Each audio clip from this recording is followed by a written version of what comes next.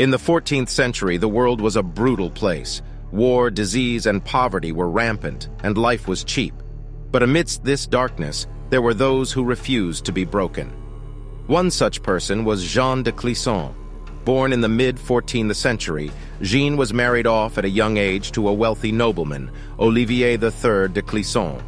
The couple had 5 children together and seemed to be living a comfortable life until Olivier was accused of treason and executed by the French king in 1343.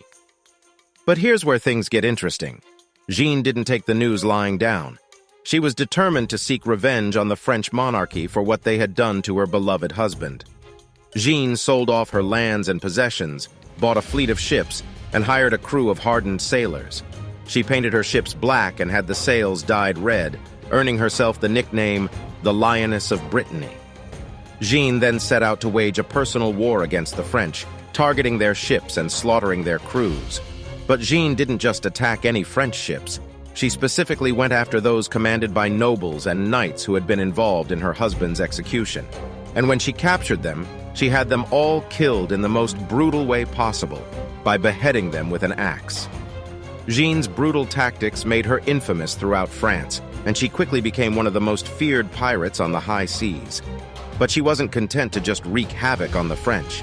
She also made alliances with the English and the Castilians, using her ships to fight against the French in the 100 Years' War.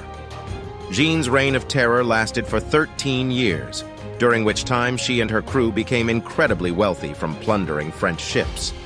But eventually, she decided that it was time to retire from piracy.